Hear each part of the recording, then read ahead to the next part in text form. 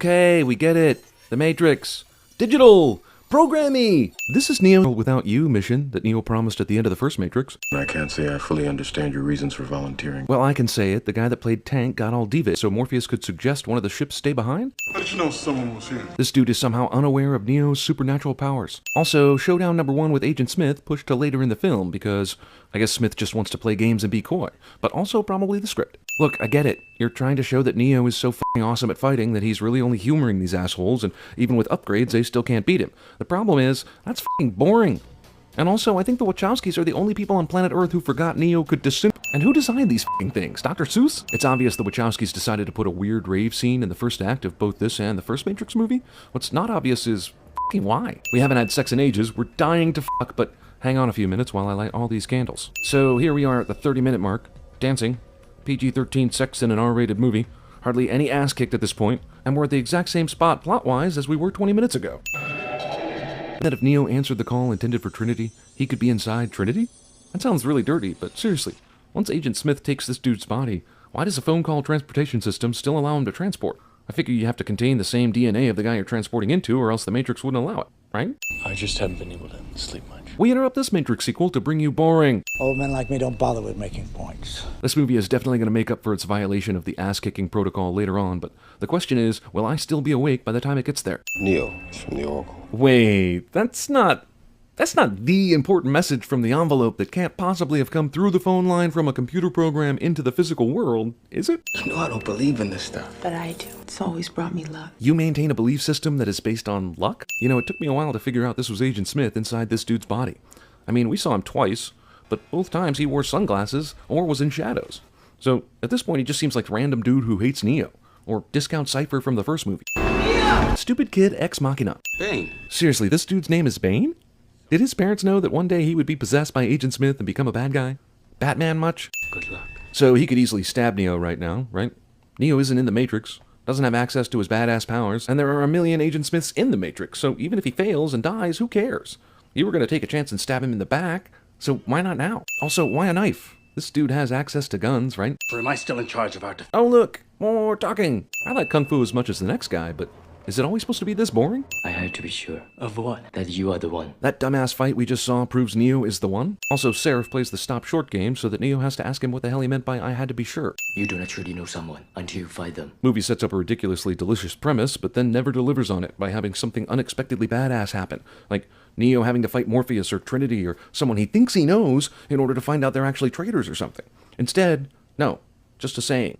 F*** you, Angel Dude. You do not truly know someone until you find them. Also, I keep telling my potential girlfriends that, but I always end up bloodied at the antique shop. The ones doing their job, doing what they were meant to do, are invisible. I think the movie could basically have started here. Sentinels are going to attack Zion. Let's go to the Oracle. Awesome ideas about the Matrix and Rogue programs. Boom! This is the scene that finally sets the movie into motion. Because you're the one. That's not what you said last time. Seems like every time we meet, I got nothing but bad news. No, you got nothing but riddles and instructions, lady. You have never had anything resembling news. Hey, can I go back with you guys? Can you send me to a place where I can get out of here? No? Okay, I'll fight 100 Agent Smiths then. Oh well. So this fight goes on for 6 minutes. Agent Smith was a formidable adversary in the first movie, but hundreds of Agent Smiths are no match for Neo in this one. Feel free to use the restroom at this point. This fight is a lot of sound and fury signifying nothing. Wait, this is a place where any asshole can walk by and see this? If so, why is this the first person stumbling on this fight? Neo gets punched in the face a zillion times, but his glasses keep on ticking. This reminds me, why doesn't Neo just go ahead and fly the hell out of here? Rubber Neo number 2. Also, this is a classic example of a scene that looked fantastic on the big screen opening weekend, but then can never really be viewed at home again without the experience being soiled by how obvious the CGI becomes. Finally, the 100 Agent Smiths get smart and pile on Neo, instead of doing the one-by-one silliness that all bad guys do in fights like this, but even that proves totally pointless. Neo could crush Superman with his penis if he wanted to. Haha, they can't fly. But why? I mean, he can in the next movie. He's not a human being, he's a computer program, but he still somehow has to earn or learn the ability to fly? Now there's more than one of them. How is that possible? I don't know. No worries, I'm sure they're just waiting to explain that in the third movie. Right? Right? Comprehension is not a requisite of cooperation. This motherfucker sounds just like a machine. Let's get him! Also, harmonica necklace. Because some things never change, Jason, and some things do. Why don't any of these citizens turn into an agent when they see Neo and Morpheus? Morpheus is a dick to people who don't want to use the stairs. Why don't any of the citizens eating at the Merovingian's restaurant turn into agents when they see Neo and Morpheus in there? Action. Reaction. Cause and effect. Since when do programs get so damn wordy and preachy? Every character Neo runs into in this movie has a master's degree in philosophy. Truth is, we are completely. Cake orgasm. I am so sick and tired of his bullshit. On and on. Pompous prick. Man, lots of people in this movie keep saying what the audience is thinking. A kiss. I'm gonna help you, but only if you kiss me cliche. What? That's not a cliche? That's just completely stupid? Okay, well, no cliche, but still plenty of sin for this bullshit. Come on. I mean, this is Monica Bellucci, man. Make that shit count. Kissing her like you do Trinity would not be hard. You know I'm serious about this because I'm taking off my sunglasses. This kitchen doesn't have the end fight scene from the Raid 2 happening in it right now. They do his dirty work. Why the long introduction when you're just gonna kill them? How many people keep silver bullets in their gun? Wait, these guys are werewolves? The Oracle said stuff like that was possible. Now the movie's forcing me to debate whether it's better that we never see the werewolves or just be happy that I got the reference. I'm torn. You can either run to the restaurant and tell my husband what I have done, or you can stay there and die. Persephone lets one henchman live to tell the husband because promise to help implies simultaneous promise to harm, apparently. That's racist. Nobody here has any powers that can make this fight interesting either. We interrupt this Matrix sequel to bring you the Force. Also, why doesn't he do that kind of shit more often? Also, why is he even using weapons anymore after realizing he can do shit like that? So this is still going. You know, fights aren't good because they're longer. They're only good when you feel like the hero could be in danger. Okay, so I understand that the keys change the rooms that you go into, but how do you change a room from the outside and not be in that same room yourself? See, here are guys who should be fighting Neo. These dudes have amazing powers and would present a challenge. But they're the only characters in this whole movie who do anything cool. We have the ability to become Vapor. How do we ever get into this car? Is the knife part of this twins program? Where it turns to Vapor when he turns to Vapor? If not, why doesn't he just turn other things into Vapor by touching them? That could come in handy. You know what this movie needs? Some good slow motion about now for no reason. Oh, awesome! Yeah, bullet holes appear and disappear all over this scene, but we aren't really into nitpicking little details like that. Are these people somehow oblivious to the f***ing war zone that has been coming up on their ass for 5 minutes? F***ing Oakland, man. Also, empty highway behind Chase is super empty. Shots fired.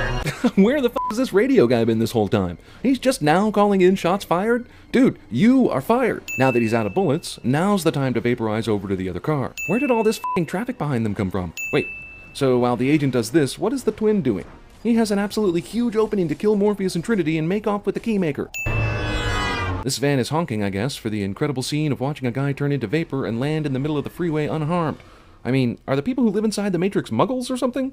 They don't see magic right in front of them? This computer program cop has terrible aim. Conveniently timed truck with convenient motorcycles is convenient. These two make this jump, but only through the power of editing. How the hell aren't agents coming from all over leaping into all these f***ing drivers and smashing the hell out of her in the keymaker? I guess this is the only person on the entire freeway who noticed the motorcycle. What? How did these cops know to drive down the exit ramp? And how could they be sure it was a completely empty exit ramp that they could enter the freeway with? Cool shot, but as we've seen, people getting possessed by agents go through all these convulsions before changing. The placement of the sword on the side of the truck jumps several feet between him stabbing it and him needing to stand on it. The next action I take will require the removal of my sunglasses. Oh look, the sword jumped back up to the top of the truck just in time for him to grab it in his hour of need. Gotcha. What? Then you're meant for one more thing, deletion.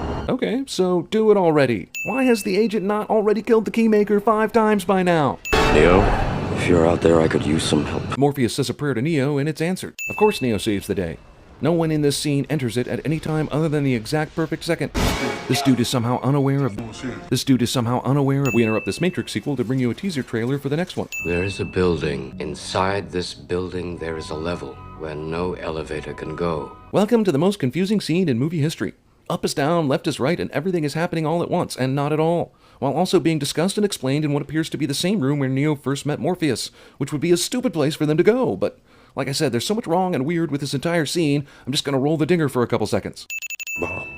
Did he say bomb? You know, pound for pound, Roy Jones is the worst actor they could have gotten to say this terrible line. But like all systems, it has a weakness. Of course it does. Sure, as Morpheus said, there are no accidents, just really convoluted ways to get Trinity into the Matrix when Neo doesn't want her in there. In 5 minutes, I'll tear that whole goddamn building down. Yeah, we saw the dream at the beginning of the movie. Too bad there's no suspense now. Well, this timing is perfect, actually. Do you mind fighting with us for a little bit? Just for a few moments while our friends fix the power station crisis that we don't even know about so that we don't die when we open the door? Awesome. Hold it right there, though, lady. Guard sees badass chicken leather walk into a restricted area and thinks of the words little lady. The Mr. Smiths behind Neo are just f***ing worthless. They let Neo do whatever he needs to do before attacking a lady. The Mr. Smiths behind Neo are just fun again. Also, some of these Mr. Smiths are obviously not Hugo Weaving. Mr. Smith goes to Bowlington. You'll know which door. Hurry, Neo. Man, this dude was riddled with bullets, but thankfully he had exactly enough breath to give Neo the instructions. You'll know which door. Yep, it's so obvious. I am the architect. Remember that earlier scene that I said was the most confusing one in movie history? Yeah, about that. See, I hadn't actually watched any further than that point in the movie when I said that. Ergo, some of my answers you will understand, and some of them you will not. It's a convenient thing to say when the audience decides they have no clue what the is going on. You old white prick! Did he say you old white prick? 'Cause that's racist. So Link told her the bad guys were headed her way and to get the hell out of there, and she goes and waits for the elevator? Thus I redesigned it. You can tell this is a movie from 2003 when George W. Bush gets equated to Hitler. There are 2 doors. The door to your right leads to the source and the salvation of Zion. The door to your left leads back to the Matrix, to her, and to the end of your species. So basically no different from the choice Batman has to make in Batman and Robin. Previously on The Matrix Reloaded. What was that? It's moving faster than anything I've ever seen. First off, you know with your whole heart what that is. Second off, it can't be much faster than when Neo came out of the mountains to save Morpheus and the Keymaker from that truck crash at the last minute. This is f***ing awesome. A dozen years before Man of Steel, this movie stole Superman's thunder just a little bit. And by the same studio, too. Holy shit, he caught it. I know, amazing. You saw this before, remember? Also, at the speed Neo was flying, wouldn't this basically have been like a 747 crashing into Trinity? We'll explain his hand somehow reaching into her with the use of green digital characters. Also, I don't know whether I'm supposed to think this is amazing or be turned on. Why didn't he just pull the bullet out with the Force? Neo has been powered up from Superman Jesus to God Almighty. I can't take this. I really relate to this guy. This guy is the audience. Only my amazement is more anger-based than his. This makes us even. Yeah, you saved me with a miracle kiss that shouldn't have worked. I reached inside your body and took a bullet out and restarted your heart. But yeah, we're even. Women. That's impossible. Someone in a sci-fi movie declares something impossible cliche. I have dreamed a dream. We interrupt this second Matrix movie to bring you Les Miserables. Movie has the balls to come up with a fantastic cliffhanger ending after 2 hours of relative boredom. It's the hammer. The hammer is my penis. Also, weren't there way more than just 3 of those Sentinels back when they threw the bomb? Aren't the rest of them right behind those first 3 and killing all these fools right about now? Here's a cliffhanger ending for your ass. By the way, I had already sort of forgotten about Mr. Smith Bane and what he looked like, so seeing him upside down does me no favors. First time I saw this, I was like, who the f*** is that? Evil Neo? Come back in 6 months. We guarantee you'll be less pissed off about this movie then.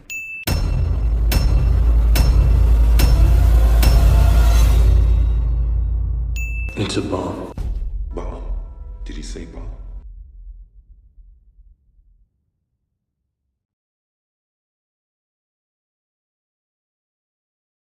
Everyone, listen up. At the edge of our hope, at the end of our time, we have chosen not only to believe in ourselves, but in each other. We will not go quietly into the night. We will not panic. We celebrate. We're going to live on. We're going to survive. Today, without a fight, our Independence Day. What are you thinking right now? Yes, Steve, don't come yet. You feel this? I'll never let go.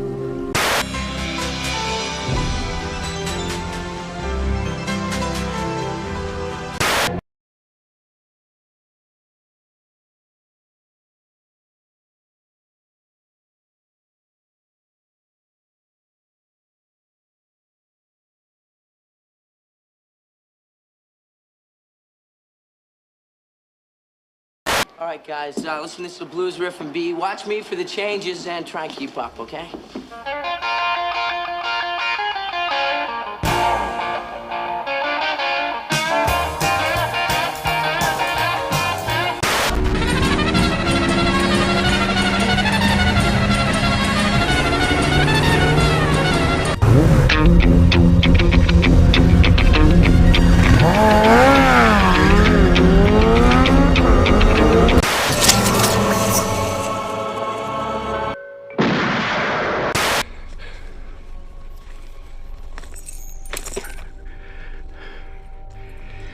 He's after the Dragon Ball.